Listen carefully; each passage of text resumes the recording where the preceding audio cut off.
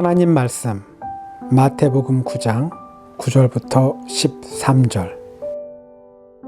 예수께서 거기에서 떠나서 길을 가시다가 마태라는 사람이 세관에 앉아있는 곳을 보시고 말씀하셨다. 나를 따라오너라. 그는 일어나서 예수를 따라갔다. 예수께서 집에서 음식을 드시는데 많은 세리와 죄인이 와서 예수와 그 제자들과 자리를 같이 하였다. 바리새파 사람들이 이것을 보고 예수의 제자들에게 말하였다. 어찌하여 당신네 선생은 세리와 죄인과 어울려서 음식을 드시오? 예수께서 그 말을 들으시고서 말씀하셨다. 건강한 사람에게는 의사가 필요하지 않으나 병든 사람에게는 필요하다. 너희는 가서 내가 바라는 것은 자비요 희생 제물이 아니다 하신 말씀이 무슨 뜻인지 배워라. 나는 의인을 부르러 온 것이 아니라 죄인을 부르러 왔다. 아멘.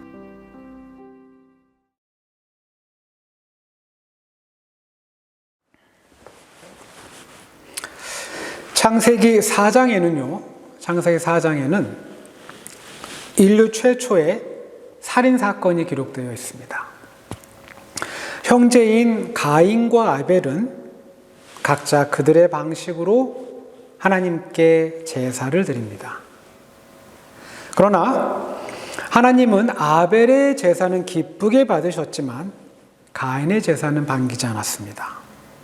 그때의 상황을 성경은 다음과 같이 설명을 합니다. 주님께서 아벨과 그가 바친 제물은 반기셨으나 가인과 그가 바친 제물은 반기지 않으셨다. 그래서 가인은 몹시 화가 나서 얼굴빛이 달라졌다. 하나님의 이 같은 결정에 가인은 크게 실망을 한 것 같습니다. 그리고 그는 심하게 분노합니다. 화가 치밀어 올라서 그의 얼굴빛이 달라지기까지 했다고 성경은 기록하고 있습니다. 그런 가인을 조용히 지켜보시던 하나님, 그분이 가인에게 굉장히 의미심장한 말씀을 하십니다. 주님께서 가인에게 말씀하셨다. 어찌하여 너가 화를 내느냐? 얼굴빛이 달라지는 까닭이 무엇이냐? 내가 올바른 일을 하였다면 어찌하여 얼굴빛이 달라지느냐? 내가 올바르지 못한 일을 하였으니 죄가 너의 문에 도사리고 앉아서 너를 지배하려고 한다. 성경은 가인이 왜 아벨의 제사를 기꺼이 받으시고 가인의 제사를 반기지 않으셨는지 거기에 대한 구체적인 설명을 하고 있지 않습니다. 그러므로 우린 그 자세한 내막은 알 수 없습니다. 이 사건에서 분명하게 드러나는 건 그들이 했던 제사의 내용, 그리고 제사의 방식, 이것들이 아닙니다. 이 본문을 읽고 우리가 앞으로 어떤 예배를 드려야 하나님이 기쁘게 받으시는지 조사하고 확인하는 것이 우리의 목적이 되면 안 됩니다. 이 사건에서 제일 분명하게 드러나는 건 아담의 첫째 아들이었던 바로 가인입니다. 가인은 하나님의 결정에 실망합니다. 실망은 분노가 되었고 결국엔 동생에 대한 미움으로 바뀝니다. 가인은 동생 아벨을 들판으로 나오라고 부릅니다. 미움과 분노의 지배를 당한 가인은 거기서 자신의 동생을 죽입니다. 하나님께서 분명하게 죄가 너의 문에 도사리고 있다고 말씀하셨지만 가인은 끝내 하나님의 이런 경고의 말씀을 듣지 않습니다. 그리고 자신의 동생을 죽입니다. 여러분, 죄는, 우리가 범할 수 있는 죄는 결코 멀리 있지 않습니다. 우리가 행할 수 있는 악은 절대 멀리 있지 않습니다.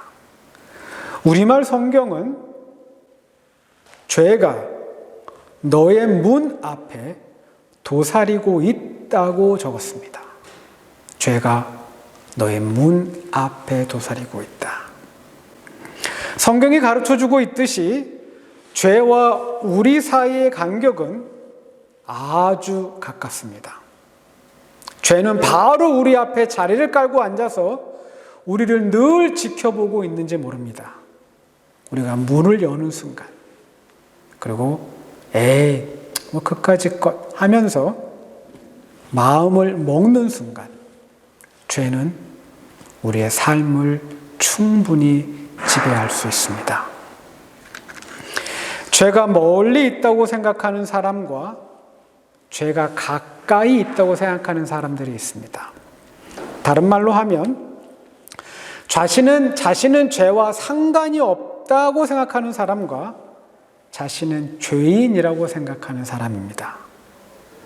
이 두 사람은 단순한 생각의 차이를 보여주고 있는 것 같지만 그러나 이게 다는 아닙니다.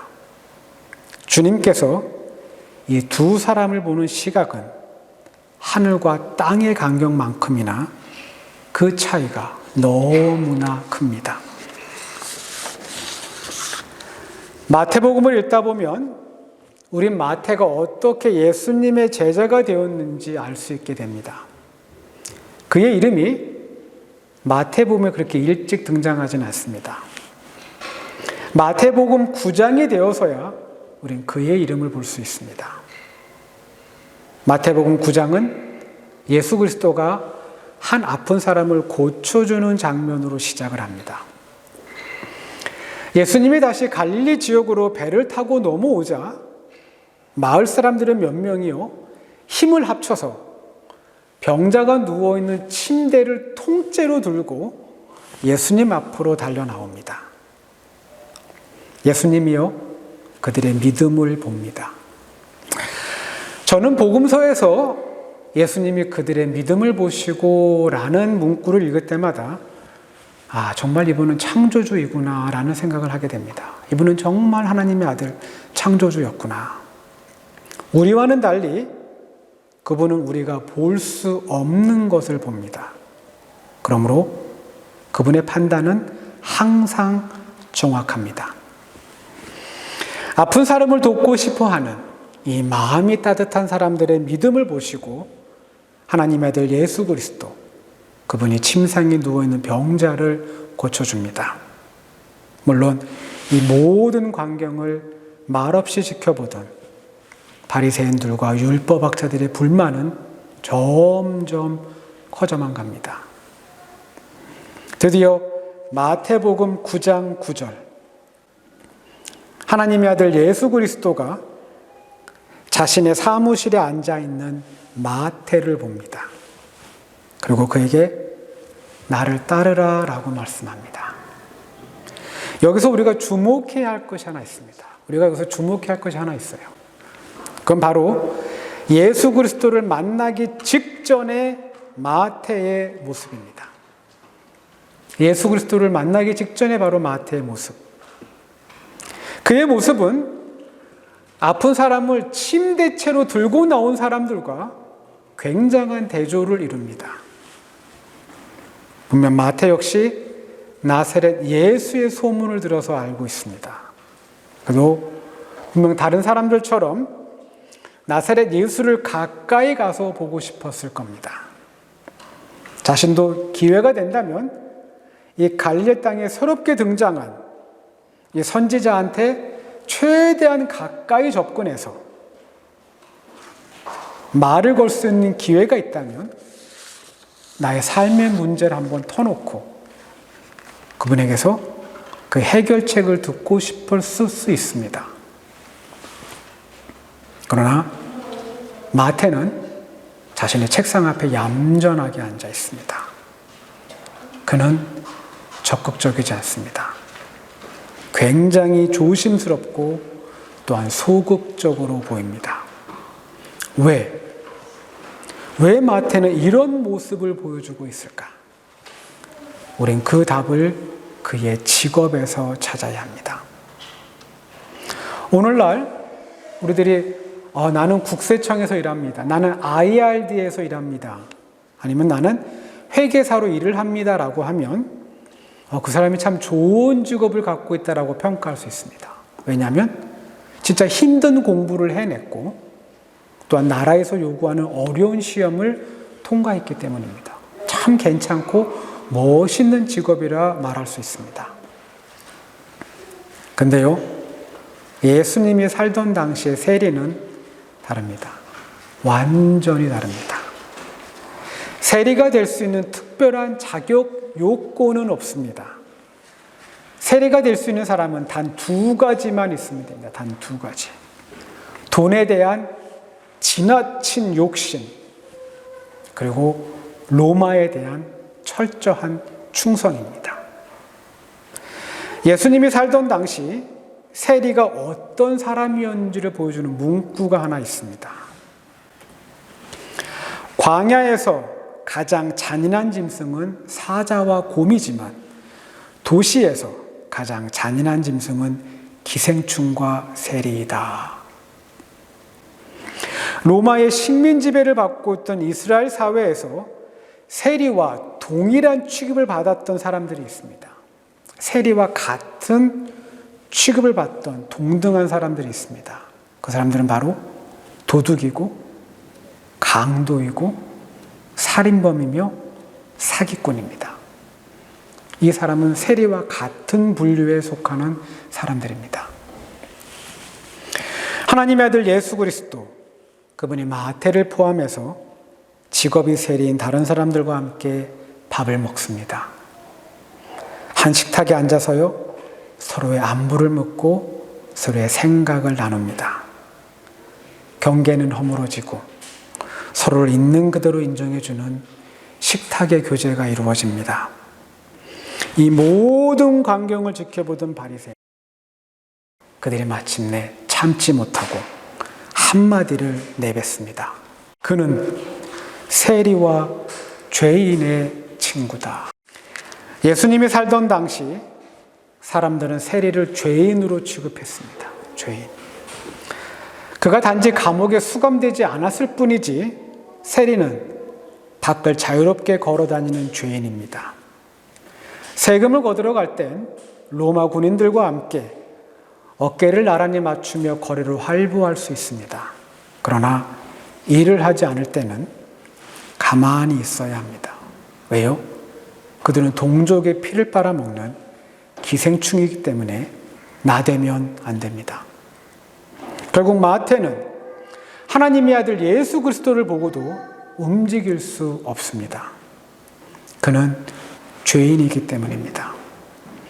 차별하고 따돌리며 고립시키는, 스스로 의인인지 않은 그 고상한 사람들의 그 차가운 시선, 한 사람을 기생충 혹은 벌레로 취급하는 자칭 의인인 그 수준 높은 사람들의 지독한 편견이 마태를 굳어버리게 만듭니다. 스스로 자신을 의인이라 생각하고 무자비하게 악을 행한 사람들이 있습니다. 자신은 죄와는 멀리 있다고 생각하고 나는 죄와는 상관없는 사람이라고 생각을 하고 심각하게 악을 저지른 사람들이 있습니다.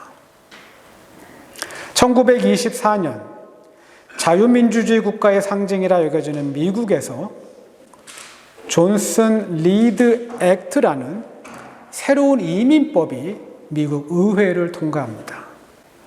이 법의 핵심은요, 열등한 인종이라 낙인 찍혔던 남미, 아프리카, 그리고 아시아 이민자들이 미국 땅으로 유입되는 것을 금지하는 법안입니다. 비슷한 시기, 미국의 30개가 넘는 주에서 새로운 혼인법이 제정됩니다. 이 법에 따르면 정신적인 장애가 있는 사람, 신체 발달에 장애가 있는 사람, 유전적 질병이 있는 사람, 그리고 알코올 중독자와 강력 범죄자는 결혼이 금지됩니다. 이 법에 따라서요, 사람들은 결혼을 할 수가 없습니다. 또한 이들이 만약 결혼을 했다면 그 결혼은 취소가 됩니다. 헤어져야 됩니다. 우수한 종족, 우월한 인종만이 살아남아야 한다는 이 생각은 더 불행한 법을 만듭니다. 바로 단종법입니다. 단종법. 장애인, 유전성 질환자, 알코올 중독자, 강력 범죄자, 노숙자, 그리고 두 분류가 더 합해집니다. 흑인과 인디안들은 그들이 평생 아이를 갖지 못하도록 강제 불임 시술을 받게 됩니다. 캐리는 1906년 미국 버지니아에서 태어납니다. 안타깝게도 그녀의 어머니는 지적 장애를 갖고 있습니다. 캐리의 어머니가 정신병원에 입원을 하게 되자 그녀는 미국의 한 중상층 가정에 입양을 하게 됩니다. 그러나 그 가정에서 캐리는 17살에 폭행을 당하고 이 아이는 원치 않는 임신을 하게 됩니다. 캐리를 입양한 가정은 자신의 수양딸의 그 수치스러운 임신 사실이 부끄러워서 그녀를 정신병자로 신고합니다. 가정법원은 캐리를 정신병을 앓을 수 있는 사람이라고 판정합니다. 물론 그녀는 정신질환과 아무런 관련이 없습니다. 그러나 그녀를 간질병자들이 수용되어 있는 시설로 보내라는 판결과 함께 캐리가 다시 아이를 갖지 못하도록 불임 수술을 시행하라는 법원의 명령이 내려집니다. 17살의 어린 나이의 캐리는 원치 않는 임신, 그리고 또다시 원치 않는 불임 수술을 받게 됩니다. 캐리의 사건이 사회적 논란이 되자 미국 대법원은 최종 판결을 내립니다.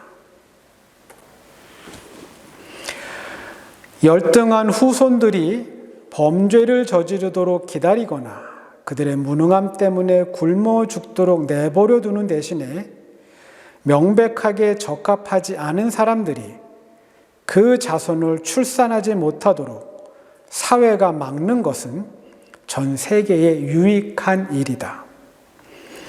강제 접종을 시행하듯 여성의 나팔관을 제거하는 것도 가능하다.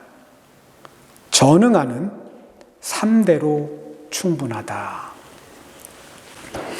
1974년 미국에서 단종법이 폐지될 때까지 공식적인 통계로만 6만 5천여 명의 장애인이 강제로 불임 수술을 받았다고 합니다. 6만 5천 명은요, 노슈에 있는 두 도시를 합한 겁니다. 글렌필드와 타카푼의 인구를 합치면 6만 7천 명이 됩니다. 이 두 도시의 인구의 수를 다 불임 수술을 시행했다는 것과 똑같은 결과입니다. 독일의 히틀러는 1920년대 중반에 쓴 자신의 자서전 나의 투쟁이라는 책에서 그는 미국의 이민정책, 혼인법, 그리고 단종법에 깊은 감동을 받았다고 적고 있습니다. 이런 이유 때문에요, 어떤 역사학자들은 독일의 유대인 집단 학살은 미국의 인종차별 정책의 그 기원이 있다고 말한 바 있습니다. 나만 옳고 다른 사람은 나와 다르기 때문에 틀리다는 인간의 오만과 독선은 또 다른 심각한 죄를 만들어냅니다. 그건요, 자신은 죄인이 아니라는 착각입니다. 자신은 죄와는 상당히 멀리 떨어져 있다는 착각입니다.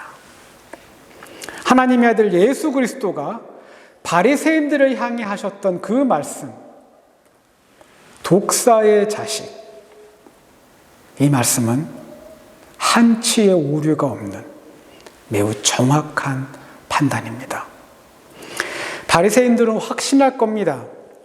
자신들이 세리처럼 될 가능성은 전혀 없다는 것을. 근데요, 그들은 알지 못합니다. 그들이 다른 죄를 지을 수 있다는 가능성이 얼마나 큰지, 그리고 그 다른 죄를 그들이 얼마나 지으면서 살아왔는지를. 세리와 죄인들과 함께 어울린다는 바리새인들의 불평하는 소리를 듣고 하나님의 아들 예수 그리스도가 말씀합니다. 건강한 사람에게는 의사가 필요하지 않으나 병든 사람에게는 필요하다. 나는 의인을 부르러 온 것이 아니라 죄인을 부르러 왔다. 어쩌면 바리새인들은 이 말씀을 듣고 이제 나사렛 예수가 자신들을 건강한 사람 그리고 의인으로 인정했구나라는 고백 정도로 여길 수 있습니다. 아니면 죄인들과 어울려서 밥을 먹을 수밖에 없는 한 선지자의 궁색한 변명 정도로 취급할 수도 있습니다. 근데요, 이 말씀은 그런 식으로 해석하면 안 됩니다. 어쩌면 이 말씀은 너희도 아픈 사람이고 너희도 세리와 똑같은 죄인이기 때문에 내 말에 귀를 기울여야 한다는 하나님의 아들 예수 그리스도의 진심이 담긴 초청의 말씀일 수도 있습니다. 너희가 비록 세리는 아니지만 부정직하게 타인의 돈을 빼앗고 잘못된 방법으로 다른 사람의 재산을 갈취하는 그런 종류의 사람은 아니지만 스스로 우월감에 사로잡혀 교만과 독선에 사로잡혀 심각한 죄를 짓고 있다는 사실을 너희도 반드시 깨달아야 한다는 주님의 간절한 당부의 말씀일 수도 있습니다. 만약 우리도 바리새인들처럼 스스로 의인으로 착각한다면 우린 예수님의 초청에 응답할 수 없습니다. 우리 역시 독사의 자식이 될 겁니다. 우린 기억해야 합니다. 성전에 올라가 한쪽 구석에 몸을 숨긴 채 하늘을 쳐다볼 엄두도 못 내고 고개를 떨구었던 그 세리의 기도. 하나님, 저는 죄인입니다. 저에게 자비를 베풀어 주십시오. 자칭 의인이라 말하는 바리새인은 독사의 자식이라 불리웠습니다. 그러나 스스로 죄인임을 고백하는 세리는 하나님의 자녀가 됩니다. 여러분, 우리가 누구인지를 알아야 합니다. 하나님의 아들 예수 그리스도, 그분은 죄인이었던 마태를 만나 주셨습니다. 그리고 그에게 나를 따르라고 말씀하십니다. 우리 스스로 자기 자신을 의롭다고 생각한다면 우리는 하나님의 아들 예수 그리스도의 부름에 응답할 수 없습니다. 죄가 너무 가까이 있어서 늘 악을 범할 수밖에 없는 부족한 죄인임을 우린 고백해야 합니다.